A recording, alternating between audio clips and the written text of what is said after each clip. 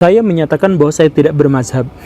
Sebenarnya ini adalah sebuah pernyataan yang sangat sederhana, sangat simpel, dan saya pikir mewakili Islam generasi awal. Tetapi ketika saya sampaikan ini di Indonesia, maka akan ada begitu banyak orang yang akan menatap saya dengan tatapan yang curiga. Wah, jangan-jangan Wahabi, dan seterusnya. Dan kemudian mereka biasanya mengajukan sebuah pertanyaan klasik.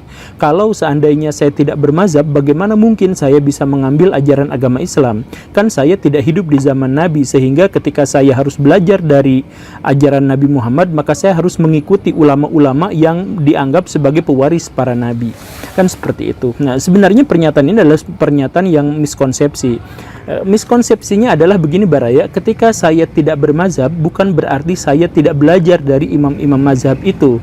Saya hanya tidak mengistimewakan satu di antara mereka untuk menjawab seluruh pertanyaan saya. Itu saja. Jadi ilustrasi yang paling sederhananya adalah seperti ini. Saya menghormati satu guru besar, guru geografi misalkan. Dia adalah orang yang otoritatif, dia adalah orang yang hebat, dia adalah orang yang terpercaya dalam ilmu pengetahuan. Ketika saya berbicara tentang hal yang terkait dengan geografi, maka saya akan mengambil referensi darinya.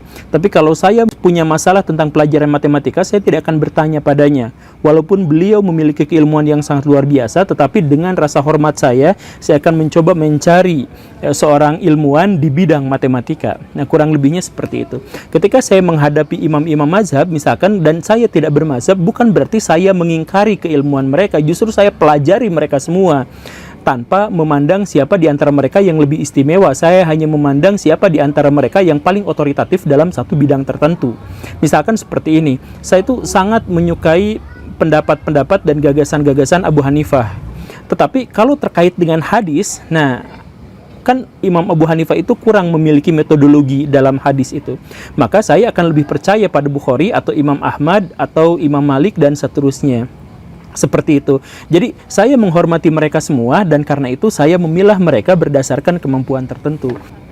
Nah, kalau misalkan ngambil pendapat yang seperti itu, nanti agama Islam dicari yang mudah-mudahnya doang dong.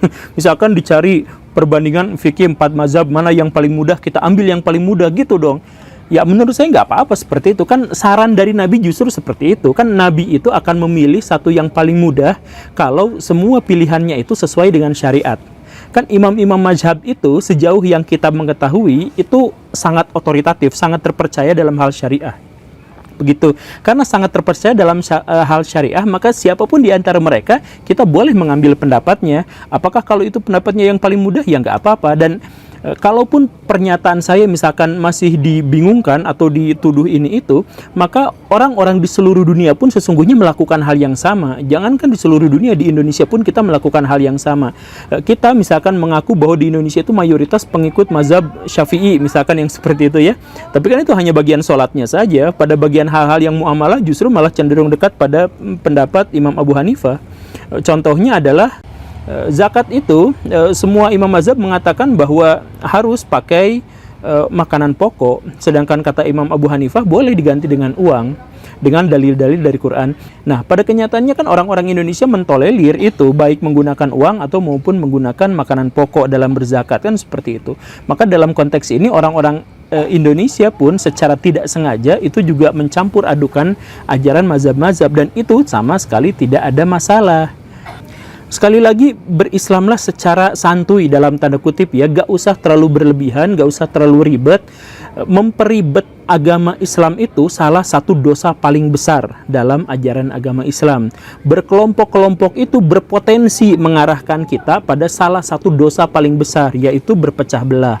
Kan seperti itu. Nah, kemudian menambah-nambahkan ajaran agama itu atau mengubah ajaran agama itu juga adalah salah satu dosa yang paling besar dalam agama Islam.